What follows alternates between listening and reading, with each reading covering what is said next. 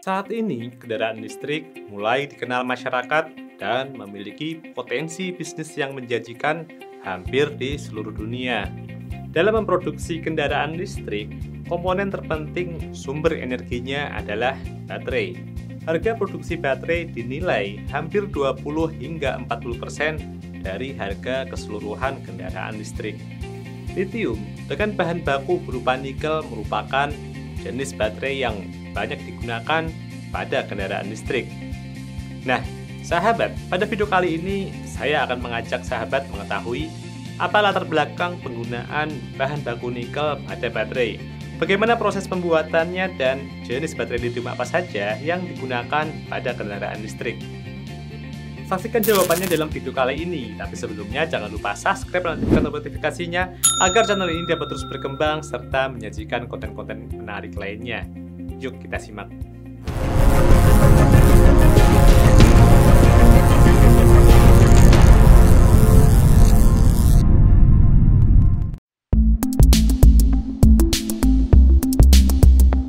Kendaraan listrik saat ini umumnya menggunakan baterai lithium. Bahan baku baterai lithium antara lain kobalt, nikel, mangan, dan aluminium.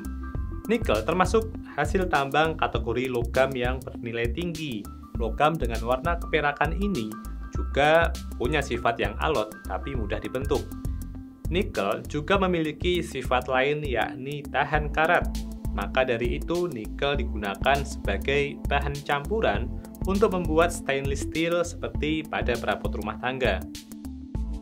Penggunaan nikel pada produksi otomotif terbilang sangat besar karena sifatnya yang tahan karat menghasilkan produk kendaraan menjadi lebih efisien.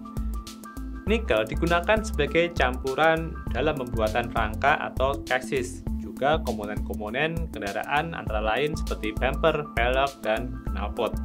Lalu dengan semakin berkembangnya kendaraan listrik, nikel juga menjadi bahan baku penting pembuatan baterai lithium sebagai sumber energi listrik. Proses panjang biji nikel menjadi baterai lithium dimulai dengan mengolahnya menjadi konsentrat, kemudian diolah menjadi M-sulfat, lalu diolah lagi menjadi prekursor, selanjutnya menjadi material katoda, dan terakhir menjadi baterai ion lithium. Penggunaan nikel dalam industri baterai telah dikenal secara luas. Baterai tersebut adalah nikel kadmium. Pada 1980-an muncul baterai isi ulang yang dayanya lebih tahan lama yakni nikel metal hibrida. Perjalanan baterai lithium ion ini dimulai dari perkakas listrik dan kamera digital yang memungkinkan perangkat tersebut memiliki potensi bisa menjadi portable. Potensi ini kemudian berkembang pada penggunaan baterai jenis NiMH pada mobil Toyota Prius secara signifikan pada tahun 1990-an. Dalam waktu yang sama pula, camcorder pertama kali mengaplikasikan baterai lithium-ion secara komersil. Lalu baterai ini berkembang penggunaannya ke smartphone, laptop, dan barang elektronik lain. Penggunaan nikel dalam produksi baterai memiliki keuntungan utama yakni membantu menghasilkan kepadatan energi yang lebih tinggi dan kapasitas penyimpanan yang lebih besar dengan biaya yang lebih rendah. Dengan meningkatnya permintaan pasar, teknologi baterai juga mengalami kemajuan. Baterai lithium-ion yang mengandung nikel ini memiliki proporsi yang baik. Dua jenis baterai yang paling sering digunakan yaitu nikel kobalt aluminium atau NCA dan nikel magnis kobalt atau NMC. Masing-masing menggunakan 80% dan 33% nikel. Formulasi NMC yang lebih baru juga mendekati 80% nikel. Sebagian besar baterai lithium-ion sekarang mengandalkan nikel. Mobil listrik generasi terbaru menggunakan baterai lithium-ion karena kepadatan daya baterai sangat tinggi sehingga kendaraan dapat bergerak jarak jauh tanpa mempengaruhi performa mesin. Baterai lithium dinilai baterai yang ramah lingkungan karena sifatnya bisa diisi ulang. Karena itu, banyak pembuat barang elektronik menggunakannya untuk produk-produk mereka. Efisiensi yang dimiliki baterai lithium membuatnya menjadi andalan dalam produksi kendaraan listrik. Tidak seperti baterai lainnya, baterai lithium dinilai memiliki rasio antara bobot dan energi yang baik. Bobot dari setiap komponen kendaraan mempengaruhi performanya, sehingga dengan menggunakan baterai lithium, penggunaan sel baterai lebih sedikit dibandingkan jenis baterai lain untuk menampung daya yang sama. Hasilnya, kendaraan listrik ini dapat lebih awet tanpa overweight. Beberapa alasan lainnya, yaitu baterai lithium mempunyai sifat level self-discharge yang tergolong rendah, sehingga daya simpan baterai cenderung stabil. Serta baterai lithium memiliki suhu kerja optimal yang dinilai cocok untuk menempel pada kendaraan listrik. Nah, ada 6 jenis baterai lithium yang eksis saat ini, meliputi yang pertama LFP atau lithium ion phosphate, yang kedua NCA, yaitu lithium nickel cobalt aluminium oxide, yang ketiga NMC, lithium nickel magnesium cobalt oxide, yang keempat LTO atau lithium titanite, yang kelima LMO atau lithium magnesium oxide, yang keenam yaitu LCO atau lithium cobalt oxide. Di antara jenis baterai lithium tersebut, produsen harus menentukan salah satu yang akan digunakan pada mobil listrik mereka. Jenis baterai dibedakan berdasarkan kebutuhan produsen dengan spesifikasi yang diinginkan.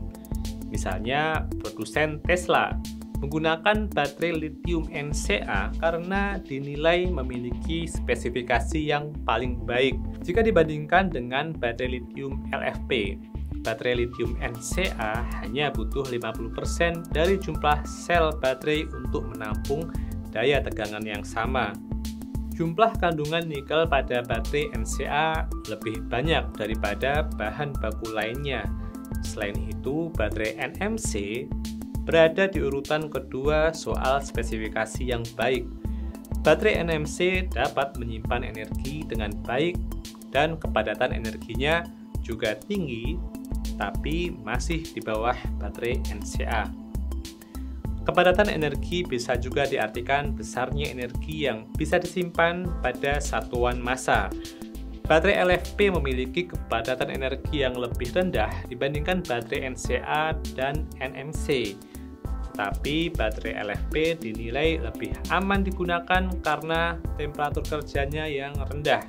Hal tersebut disebabkan karena adanya kandungan fosfat yang sifatnya sebagai pendingin.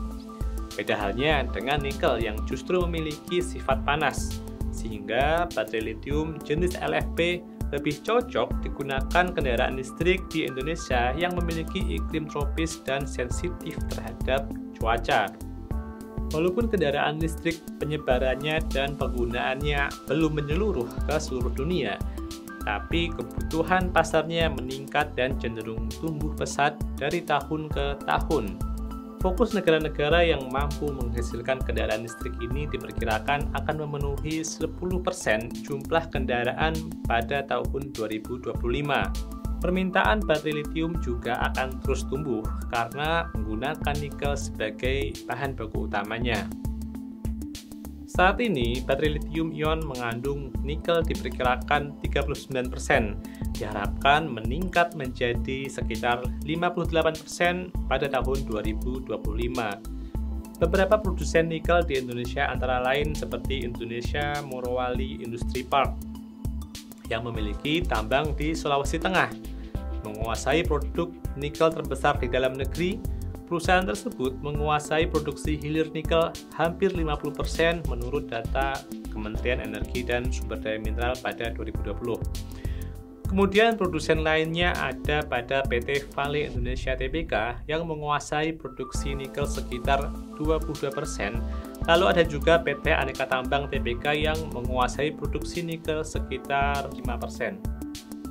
Komitmen pemerintah memproduksi kendaraan listrik dan baterainya secara mandiri memungkinkan Indonesia menjadi salah satu produsen kendaraan listrik terbesar di masa depan, menyaingi Cina maupun Eropa. Namun, bagaimana dengan Anda? Apakah sahabat sudah mulai tertarik menggunakan kendaraan listrik? Oke, mungkin ini dapat saya sahabat sekalian. Jika ada pertanyaan ataupun koreksi, silahkan tinggalkan pesan pada kolom komentar. Terima kasih sudah menonton, sampai bertemu di artikel berikutnya.